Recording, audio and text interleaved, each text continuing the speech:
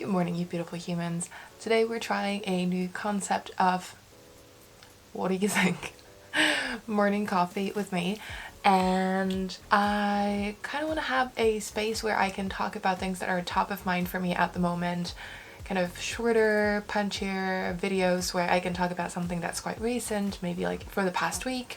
And what I wanted to talk about today is I quite frequently go through hbr.org, so Harvard Business Review, and yeah, I used to go to business school. It's why I still look at like business reviews, MIT Sloan Management Review and all of that. But HBR has like a very interesting technology section that usually touches on topics that are sort of between business and technology and how the two interact and what kinds of consequences different current events have on both. And you guessed right.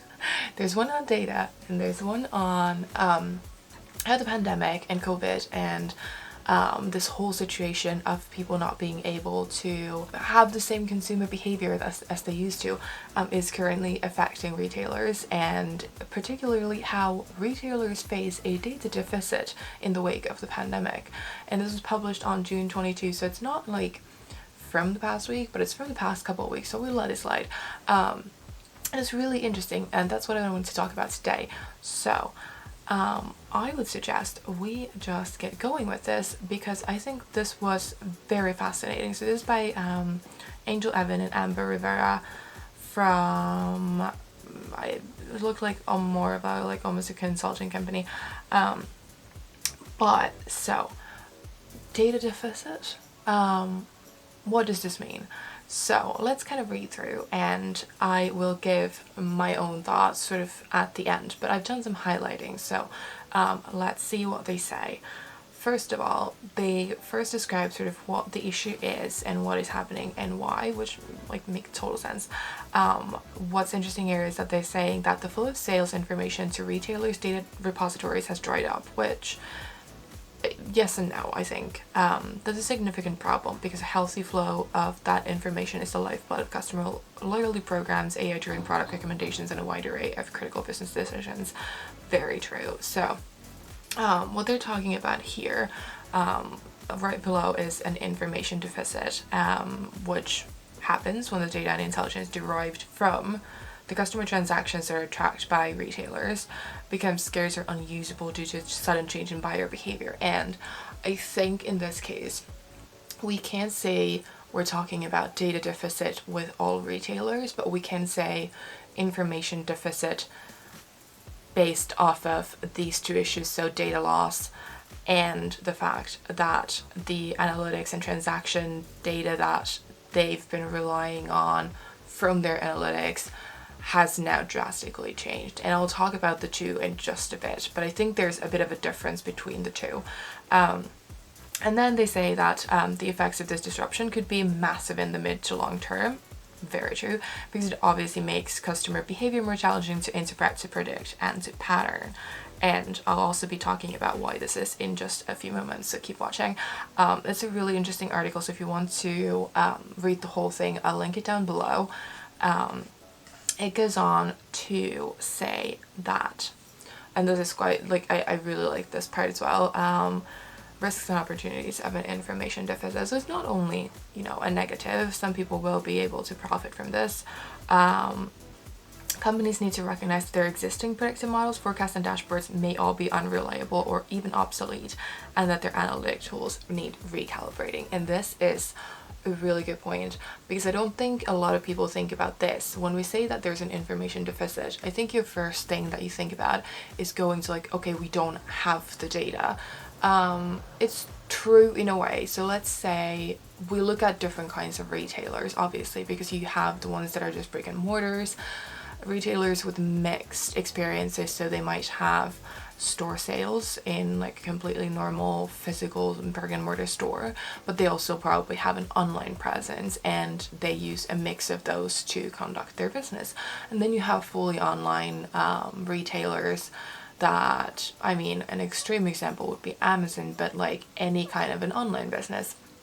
And so saying that you have data loss doesn't necessarily cut it for all of them, because like if you're always online and you've always only been online, you're not losing this information the same way as someone who had on like physical stores, and now there's no one going into those physical stores, so that's different. But if you think about online retailers, depending a little bit on also what type of business they have, they might be looking at data loss from just the fact that people aren't necessarily purchasing as much. So you might have a lot fewer customers coming in. So that's a difference, but at the same time, what they're saying here is that they need to recognize that their existing models and forecasts and dashboards might actually be obsolete. This is, I think, for brick and mortars, it could be also the data loss, but more so I think this comes to the fact that buying behavior has drastically changed. So by buying behavior changes, you could think about things like what people buy, how often they buy, where do they buy it, what have they stopped buying, how much are they buying, anything of this sort. Also, generally, like, what are they considering buying in this situation, and what other factors are actually impacting their behavior. And when you're thinking about predictive models and forecasting, you can't just like put in an algorithm that like in any given situation gives you the right answer. When you're building a model, an algorithm, any kind of an analytics tool to predict how the people are behaving, you inherently you are going to build some assumptions into that model.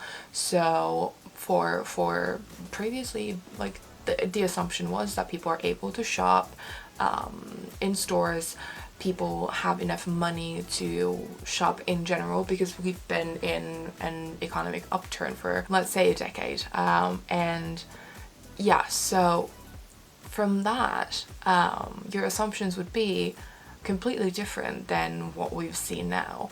And if your assumptions when you build a model, so basically what data you use to train your model or algorithm, what's used to fit it, and then what constraints you might put in place in terms of data analytics and everything, could just be completely wrong right now. And so anything you put into the algorithm comes out with the assumptions that you used to build it. And if that's the case, then anything that comes out at best needs to be taken with a pinch of salt, but probably actually thrown into the trash, because it just doesn't apply anymore. And also the data was different. The data was probably abundant. The data was probably describing a completely different set of just behaviors as it is now. So anything that you basically put into an algorithm or a model when you were building it just isn't the case anymore. And that is what they're talking about here. That is what they're saying when they say that the predictive models, forecasts, and dashboards may all be unreliable or even obsolete, is that they were built on a completely different context. And this is what I'm always saying, is that data isn't black and white, data isn't just zeros and ones, it is always context specific, it is contextual, and needs that kind of analysis to make sure that you're actually not blindly following something that isn't applicable to every situation. So that's kind of what's happening here. And as they say, although the objectives of a specific automated system predictive model may not have changed, so the goal is still the same. The goal is still to predict customer behavior, to use it to make business decisions about things like purchasing or hiring, or any of basically the functions that affect your cash flow and your expenses. And yeah, so that's still the goal, but the input data and the users certainly have changed. So you do need to reevaluate the how you're using the results. And going forward, although staff reductions can help offset immediate profit loss, which we've seen in pretty much every country, they're letting people go. And this is a good point, although I feel like maybe the data scientist writing this is trying to save their own ass. Eliminating the people who know how to organize, clean, mine, and model customer data can create intractable technical debt. And that is actually very true. So what we mean by technical debt as pertains to analytics and basically your data infrastructure, we mean that once you maybe hire people back, you're going to end up being way behind where you're supposed to be in terms of being able to basically lead the pack in terms of data analytics and use that to profit your business or help your business. And so this is basically saying that you need your data people to be able to actually come out of this, and if you let them go, you are still going to be stuck with these old models, these old ways of data collection, poorly cleaned data. Once everything opens back up and maybe business starts booming again, or booming but like compared to this, and so they're trying to say that, look, make sure to keep your data people around so that you can have that infrastructure in place and help your business actually survive. They make a really interesting point about not knowing who your customer is, and this kind of being the same for a lot of companies, because now that you don't have physical stores, and you may not have been tracking the sort of move in between stores and online, and especially even if you're just online, you have absolutely no idea, so in some cases, if someone is actually a return customer, or if it's just that they can't shop in a physical store anymore and now they're actually migrating to your site from who knows where. And yeah, it's an interesting bit about one of the issues that they're facing in terms of trying to understand who is the shopper that is buying from them. But what is really interesting is the opportunity bit that they're describing here. So the less data mature companies have a one-time opportunity, and it probably is a one-time opportunity considering this is like a once-a-century event, at this point at least, to build their data gathering capabilities and enhance their data-driven decision making. So what they're describing here is that companies that weren't necessarily previously very data savvy or using data to a far enough extent now are sort of put on the same line with a lot of companies with a lot of data capabilities, because those data capabilities aren't necessarily as good at the moment or working as they should at the moment. So if they ramp up quickly to use a lot of data for their decision making, they can actually catch up business wise and use that to sort of get back with the pack, if that makes sense. To be fair, if you are a very data mature company and someone's company isn't, the one that isn't has to ramp up very, very fast, because at the same time where you have data mature companies, they have experience with data, they have people that know data, they have people that know their data, and even though they are facing this information deficit, they still have people that are able to start working on it and know how to work on data. With a lot of companies that aren't data mature, they're probably also facing at this point the fact that they're going to have to hire people that can do this, and I think that's going to be really difficult. So they do have the opportunity, but is it going to be a very easy opportunity to exploit? Not necessarily. Should they do it? Absolutely. They're saying that customer data is not limited to point of sale transactions, which is absolutely true. A lot of companies probably aren't actually looking at it this way, unless they're data mature. Retailers should consider data to be any information that is relevant to their customers' behavior that can be ethically collected, which is a very important point, organized and studied for insights. So basically any kind of sentiment analysis, any kind of looking at how, like, what people would be willing to buy, how they are interested in buying in the future. It's not necessarily like what they're buying, but it's also asking them.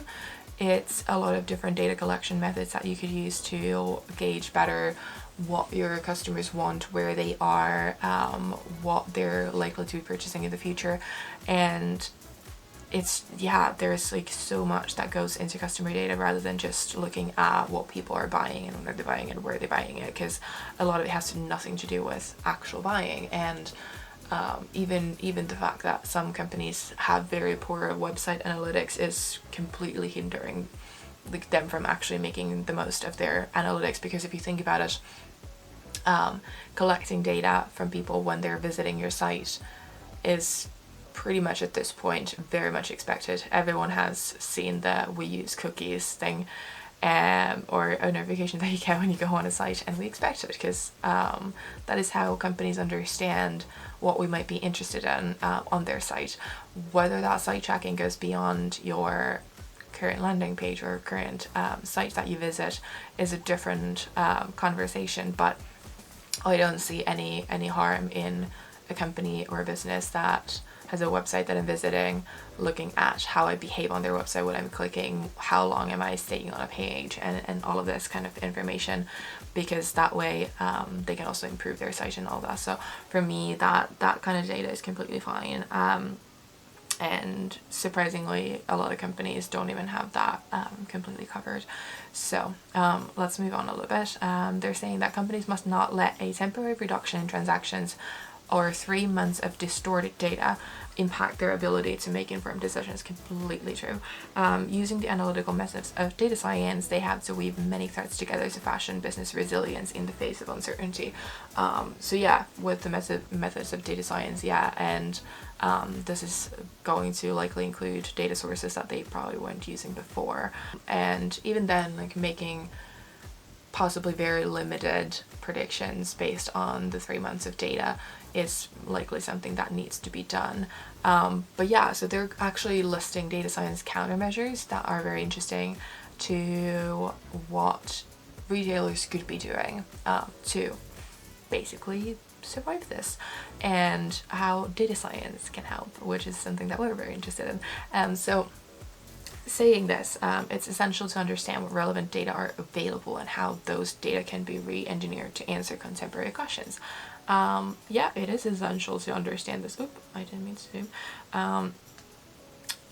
First one being new channels of communication and data collection. So having to sort of collect new data on your customers that they aren't giving through the ways that you were used to collecting data is actually quite hard, and they do need to figure out how to do this. I'm not an expert on all of these things. I think what they're saying here, with thoughtful communication, companies can gain customer respect and generate useful data. The assumption here probably is sort of towards like social media and that sorts of customer channels, maybe emails still, but I'm not going to go too into that, but yeah, it's definitely a good point. And number 2 being leveraging COVID-19 aware data sources that are capturing consumer behavior indicators. I know that some companies are researching this and publishing some data on behavior indicators right now, and I suppose that's probably one way to look at this.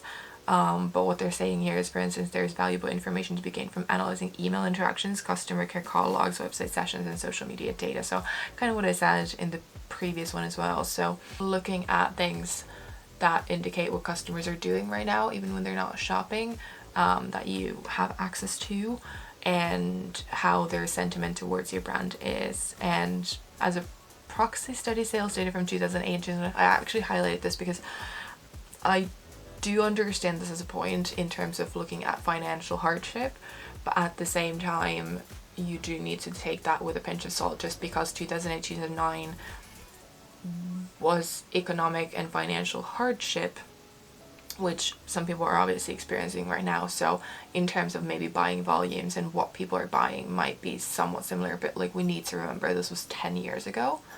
So 10 years ago buying trends aren't necessarily the same in terms of where people are buying, what is popular to buy. Maybe the categories of what people are buying might be the same, but certainly how people are using online shopping now versus 2008 might be completely different. The role of social media and shopping completely different. And at the same time, back then you were still able to go into like physical stores. Right now you're not. So there are definitely different variables here that you need to consider in order to make informed predictions. And yeah, like that customer behavior is still a little bit different, but I mean, to understand how customer behavior changes during times of economic hardship, like fair enough.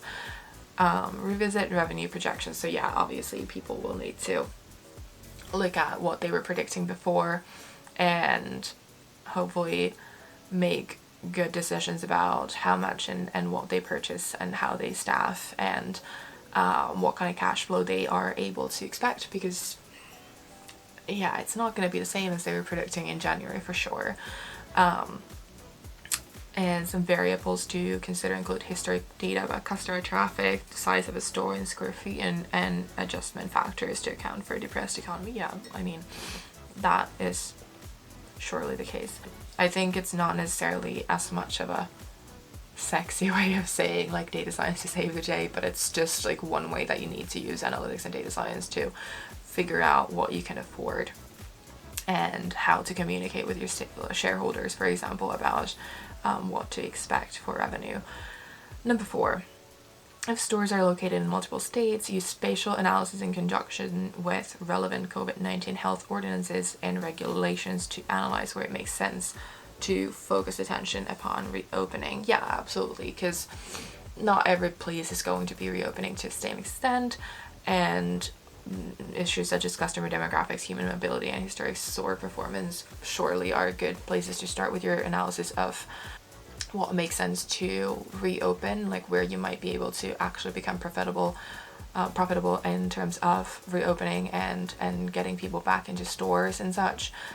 It might actually just not be profitable opening everywhere, and even if you could, and then you need to weigh in, is it more important for you to be open to your customers and be able to serve them, or is it too much of a loss to actually open, for example, a store and staff it, then just leave it closed for the time being if you are not expecting a huge volume of customers.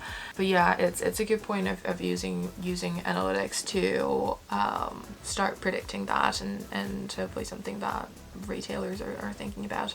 Number 5 is take this opportunity to give attention to the infrastructure. Oh, I love this, like supporting your key data assets. This is something that you should be doing anyway at any point in time, but it's a good place to do it because you're gonna have to. And I kind of want to almost like read the entire thing because it's like so close to my heart. This might involve the following: redesigning approaches to data collection and storage such that newly relevant data can be quickly mined for insights. So yeah, you should be updating your infrastructure to and I mean how you data engineer everything to enable quick analytics at any point anyway. But this is a good point in time because you have to get new data in, and it's probably going to be a bit different data than what you used to have. So I'm not even drinking my coffee, like I'm so excited about this. Anyway, creating or re-engineering predictive models using more focused data sets. Yeah, obviously more focused in this case probably means shorter time frame, and very tightly considered variables, because at this point not everything is very certain, so you do need to consider what you use in order to predict behavior. Fixing glitches in website analytics and tagging practices is what I was talking about. Is a lot of companies don't necessarily actually have perfect website analytics, and right now when everyone's basically shopping online only almost everywhere still, this is super important because that is one of the only places where you can get customer behavior data. And then and revisiting key performance indicators, so KPIs, and scrutinizing each formulas variables. So yeah, absolutely, because KPIs, so key performance indicators, are basically business metrics that tell you how your business is doing, and they're the ones that they're kind of like the top line metrics that you're following in order to gauge if something is going well or not. And usually different parts of business have very different KPIs, and so for this one, yeah, a KPI is calculated based on certain variables, and yeah, you need to basically make sure that the variables aren't skewing artificially what your results are. I love number 5. You should be doing this all the time, but if you haven't refreshed things for a little bit and you have some work to do, don't fire your analytics people, put them into work. But yeah, I hope you like this analysis of this particular article, and if you like this concept of me coming on here to do some morning coffee with you, drink some morning coffee with you, leave a comment below, hit the like button, and subscribe to this channel for more. I'm trying to do this on a weekly basis so that we can hang out during the morning and I can hopefully get this up the same day. So yeah, that is it for today. I will see you in the next one. Cheers.